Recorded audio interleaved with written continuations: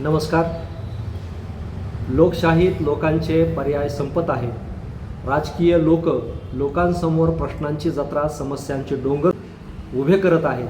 तुम्ही फक्त जगू शकता किंवा मरू शकता, हे दोनच पर्याय आता शिल्लक ठेवले जाणार आहेत. ऐकायला तुम्हाला कठीण वाटतं, विश्वास बसत नाही, परंतु हे सत्य आहे.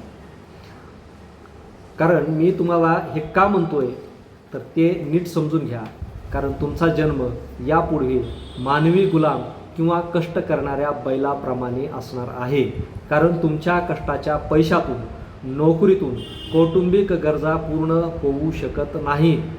मग आता प्रमुख गरजा आजच्या दृष्टीनं कुठल्या आहेत? एक म्हणजे शिक्षण आणि दुसरं म्हणजे आरोग्य.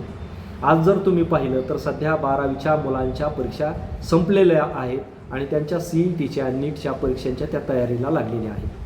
आता ह्या जर परीक्षा तुम्ही जर पाहिलं तर परीक्षेची फीस ही कमीत कमी 1,500-2,000 रुपये एका सेशनसाठी, एका टेस्टसाठी आहे. आणि त्यापुढे जर बघितलं तर ह्या परीक्षा तुमच्या स्वतःच्या जिल्ह्यामध्ये होत नाहीत. तर मग ह्या परीक्षा कुठं होतात? तर या परीक्षेसाठी तुम्हाला तुमच्या जिल्ह्याच्या आजूबाजूचे जिल्हे, म्हणजे तुम्हाला 3 पर्याय आहेत की तुमच्या आजूबाजूच्या 3 जिल्ह्यापैकी तुम्ही निवड करू शकता. मग त्या जिल्ह्यामध्ये कुठल्या तालुक्यात नंबर येईल, कुठल्या तालुक्यात परीक्षा होईल हे तुम्ही ठरवू शकत नाही, बरोबर की नाही? आणि मग त्यामुळं होतं काय की जर समजा एखाद्या मुलाचा नंबर जर दुसऱ्या जिल्ह्यामध्ये आला आणि तो जर त्याच्या राहण्याच्या ठिकाणापासून 150-200 किलोमीटर अंतरावरती असेल तर त्याला त्या ठिकाणी आदल्या दिवशी मुक्कामाला जाणं भाग आहे, त्या ठिकाणी लॉज करणं भाग आहे, प्रवासाचा खर्च आहे. म्हणजे तुम्हाला तुमची लायबिलिटी सिद्ध करण्यासाठी कमीत कमी एका परीक्षेचा खर्च 10,000 रुपये आहे.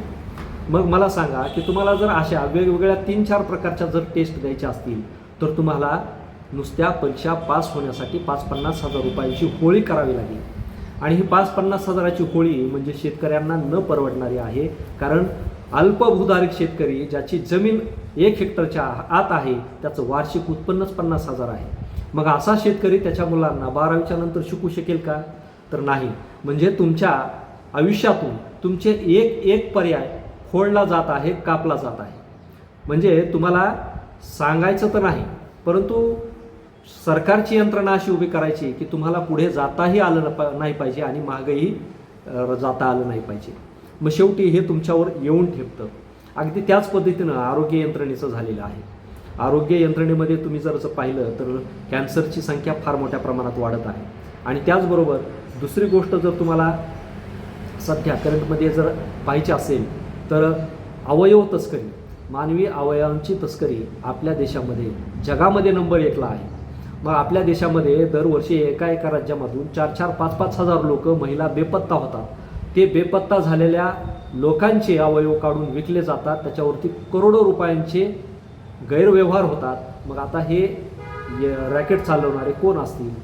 कारण ज्यांची चौकशी होत नाही आणि उजेडात आले तरी पेपरला बातम्या वाचल्याशिवाय त्याचा पुढं काही होत नाही. म्हणजे याचा अर्थ असा आहे की या देशातले भांडवलदार आणि या देशातले राजकीय लोकच अशा पद्धतीनं पैसे कमवत आहेत. म्हणजे तुमच्यासमोर एक तर आहे त्या परिस्थितीत जगा किंवा मरा, असे 2च पर्याय सध्याच्या राज्यकर्त्यांनी तुमच्यासमोर ठेवलेले आहेत. मग मला सांगा की आपल्या देशामध्ये सरकारी दवाखाने बंद होत चालले आणि धर्मादाय रुग्णालयांची संख्या वाढवली जात आहे. आणि त्या धर्मादाय रुग्णालयामध्ये सरकार वेगवेगळ्या योजनेमधून 5 लाखापर्यंत, 7 लाखापर्यंत, 10 लाखापर्यंत लोकांना मोफत आरोग्य सुविधा देत आहे की तुम्हाला जायचं आहे तर तिथं ऑपरेशन करा. माझं म्हणणं असं आहे की तुम्ही तेच पैसे वापरून, तेवढाच निधी वापरून अत्याधुनिक असे सरकारी हॉस्पिटल का नाही तयार करू शकत? अत्याधुनिक अशा शाळा तुम्ही का नाही तयार करू शकत? तर सांगायचं तात्पर्य असं आहे की आपल्या शेजारच्या देशाचं उदाहरण आपल्यासमोर आहे. अगदी 2 महिनेसुद्धा झालेले नाहीत की बालिन शाह हे नेपाळमध्ये सत्तेवर आलेले आहे. 2 महिन्यामध्ये त्यांनी आपल्या देशामधील सगळ्या खाजगी यंत्रणा बंद केल्या आणि सगळ्या यंत्रणा शासकीय करायचा त्यांनी निर्णय घेतला. मग मला सांगा की आज 70 वर्ष झाले आणि मोदी सरकार आज 15 वर्ष पूर्ण करत आहे की आम्ही हे करू, आम्ही ते करू, आम्ही हे करू, आम्ही ते करू. नुसतं करू म्हणण्यामध्ये इथं एक पंचवार्षिकची सत्ता उपभोगली जाते. परंतु तुम्हाला छोट्या छोट्या गोष्टीमध्ये बदल करता येत नाही.